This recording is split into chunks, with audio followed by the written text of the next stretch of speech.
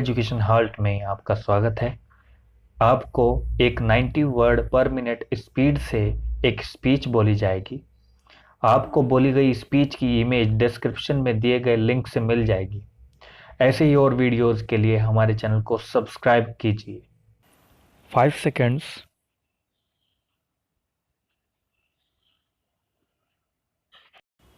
Madam, I rise to commend to the House for consideration the banking, public financial institutions and negotiable instruments law amendment bill 1998.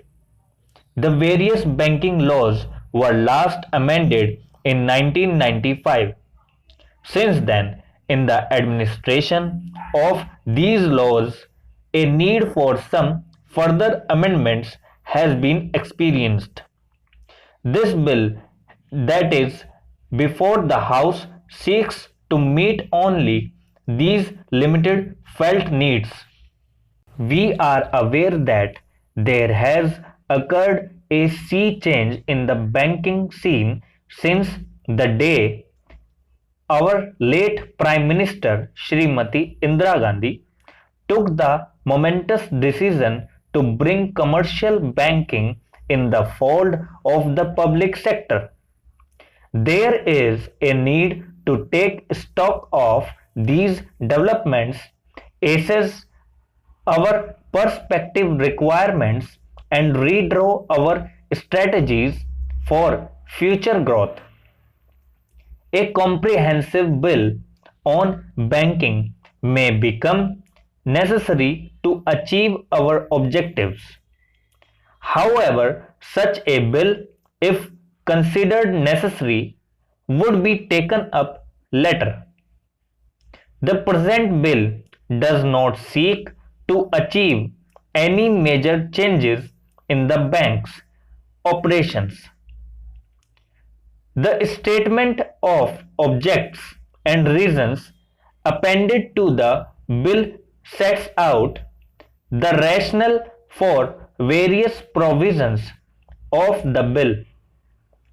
I would therefore dwell only very briefly on some of the more important provisions. Madam, we have been strengthening the capital base of our nationalized banks during the last 3 years so that their debt equity ratios reach a level which is internationally acceptable. At present, the paid up capital of the nationalized banks is subject to a ceiling of rupees 100 crores. With successive contributions, this ceiling has been reached in the case of some of the banks. On the other hand, with ever expanding deposit base, the need for enlarging their capital base persists. It is therefore proposed to revise the ceiling of rupees 500 crores. The bill also seeks to provide for uniformity in the tenure of all non-financial directors and employees directors on the boards of State Bank Group of banks and financial institutions, and to limit their continuous membership on the boards of directors in keeping with the principles enshrined by the Estimates Committee. The same principles would apply to the boards of nationalized banks, provisions for which would be incorporated in the nationalized banks management and miscellaneous provisions scheme. The Direct Tax Laws Amendment Act 1997 provide for financial year as the uniform previous accounting year for all the excesses. Since public sector banks are also subject to tax laws, they would have to submit their profit and loss accounts in future with reference to financial years. Since banks at present have calendar years as their accounting years, the change would have necessitated closure of books by the banks as at the close of business on December 31st and March 31st every year.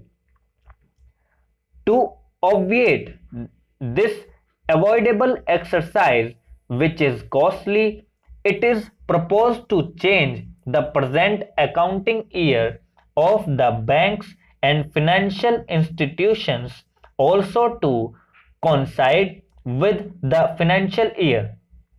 This bill proposes to give the requisite power to the government to notify the accounting year of the banks.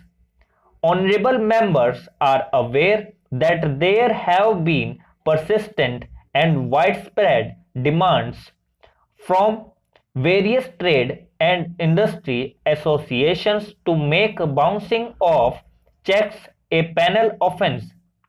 In this bill, it is proposed to amend the Negotiable Instruments Act to provide for this. The provision aims at improving acceptability of checks in settlement of liabilities. Honorable members would agree that this is a desirable objective. The provision seeks to make bouncing of checks for want of sufficient funds a penal offence. It does not deliberately go into the question of intentions of the drawers, as no prosecutions are permitted without the drawer getting a notice of dishonor and 15 days time to make good the amount of the check. Thus, it is presumed retrospectively, once the drawer does not pay even after getting notice and time for payment.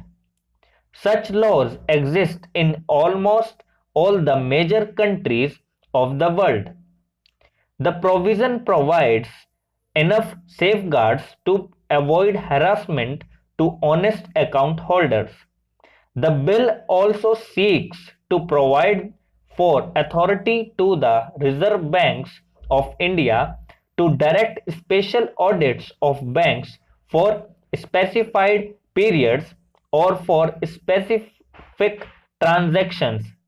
This enhances the investigative authority of the central bank of the country.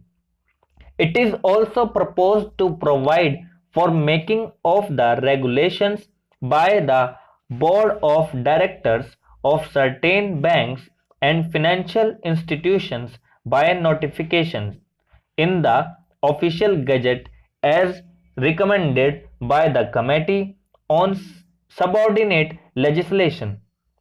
There are various of other amendments which are proposed to obviate certain practical difficulties encountered in operating the present provisions of the various laws and are mainly of routine nature. I am aware that expectations from our banks have been increasing, and there has been a general feeling that the banks have not been able to keep pace with popular demands. During the recent past, concerted efforts have been devoted to bring about an all-round improvement in the operations of the banks. Improvement in customer service has received specific attention. Thank you.